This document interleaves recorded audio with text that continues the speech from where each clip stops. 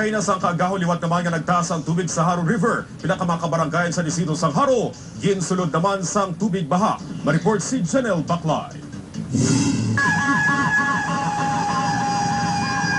Napuwag ang pagtulog sa mga residente malapit sa Haro River sa nabatian ng pag-uwang sang pulis patrol kag bumbero pasado las 12 sang kagahon. Inibangod sa pagtaas ng water level sa Suba ang naglabot sa alert level 5.6. Isa-isa nga nagwa sa ilatag sa kapanimalay ang mga residente agud magpanginlaman sa posible gulpi nga pagtaas ng tubig. Pasado las 3 ang kagahon sang hindi na maagyan sang lowered nga mga salakyan ang dalan Lopez Haina sa barangay San Isidro, Haro. Ang barangay Simon Ledesma, kwartero kag porsyon sang barangay Sambag sa distrito sang Haro ang ginlapawanan sang tubig baha. Para yon nga makusod ang pagdalo sang tubig sa Suba halin sa kabukiran sa probinsya sang Iloilo. Nakaplastar naman ang mga dump trucks, ambulansya kag sitwasyon sang tubig baha. Janelle Baclay, ABS-CBN News.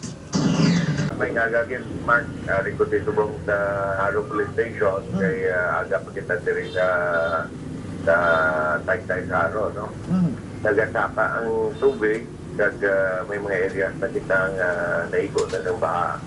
Amo na nga nag-atag na ako sa announcement ang tanan nga ka eskwelahan diri all levels. Diri sa Haro kag sa Lapas kinakon off na because of the flooding. Ang iban nga mga eskwelahan sa iban nga mga distrito ara sa discretion ng head ng eskwelahan. Pero kapangayo kung tatali sa ila understanding kay iban nga mga kabataan at sigurado ko iban nga mga mensa hindi man sulod bangod sa baha. Okay. Ang aton nga police, ang aton nga CSWD, ang aton crisis management handa man mag-evacuate kung kinanlan. May mga evacuation na kita sa iban nga mga kabarangayan diri sa Haro kag sa Lapas. And subong sige pabantay naton kay ang high tide karon mga alas 9. So, okay. So klaro ho naton Mayor nga sa Subong kansilado ang klase sa bahin sa distrito sa Haro kag Lapas. Yes, all levels.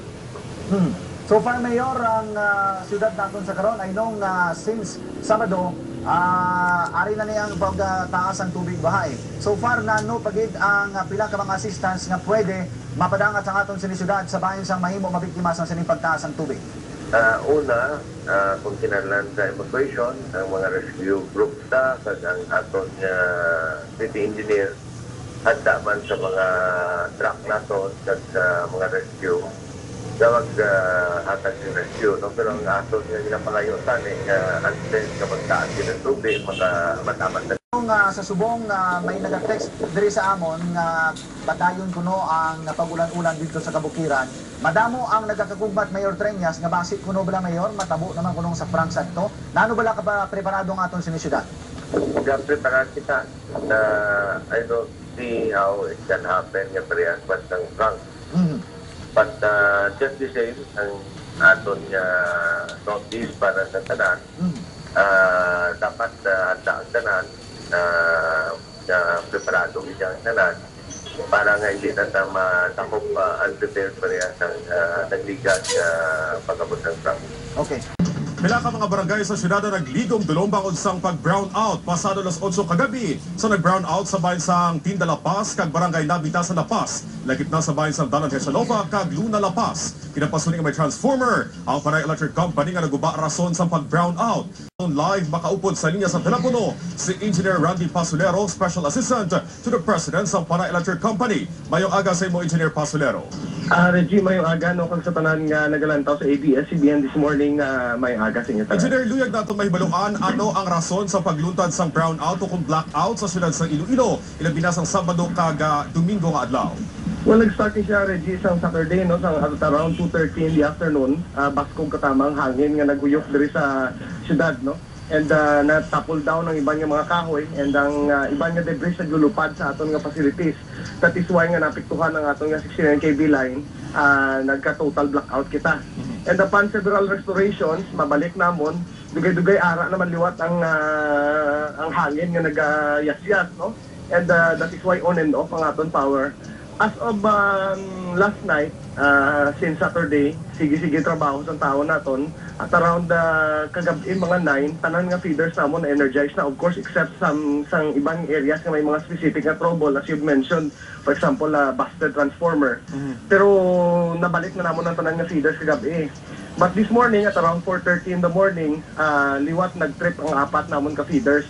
Tisubong subject po pa siya for another tracing and inspection before kami mag-re-energize. Na-expect nga at around mga 7:30 this morning, compose na kami sa mga teams para maglibot liwat sa sining 4 ka feeders na nag-trip this morning. Alright, Engineer, may ara pa mga barangay nga naka-experience sa gyapon sang brownout, saan o mabalik ang iyang supply sa ila kuryente? At most within the day, assuming itugot lang sa panahon, bali Reggie, no, nga hindi na maglalain ng simpo naton, with the teams that we have, we're very confident na mabalik na 100% ng power sa bilog na syudad. Okay, madamo salamat Engineer Basolero sa Panay Electric Company. Lugar diri ang ginsulog sang baha sang tinirikdan nga 2 ka mga gabi. Siyempre partner, may nagpamutos na kag nagsaylo sa mas hilway nga mga lugar. Nag-brownout man sa madamo nga mga lugar diri sa aton, kag sagwa sang syudad tungod sa pagbisita sa aton sang Bagyo Jolina. Ang epekto sang Bagyo Jolina mga kapuso sa aton pati na sa latest weather update, tutukan naton nina dugay sa Buena Mano Balita. Handa in kaso magtaas ang tubig ba? Wala labot nga silyado. Nakabot pa ang ginhimo nga sira sa ganaan nga posible pagagyan sang tubig baha. Ining nga senaryo among naabtan sa isa ka grocery store sa may Tabuk, Sumaharo. Tapos, parang hindi lang tubig kasi tayo po sinugot. Pero may labot ka na ito eh. Masira man natin itong nagpapurgaso. Pagkabot sa sulod, may balance. Palit, ano ba yung bukan sa sulod? Balas? Break yung trabaho sa plywood? Hindi. Samtang, naging pagdala na sa mga mataas na lugar, preparasyon in kaso magtaas ng tubig. Lakip sa mga napuno sang salakyan mo ang taytay sa ngaganan, kag tigong sa panwasang pabiya.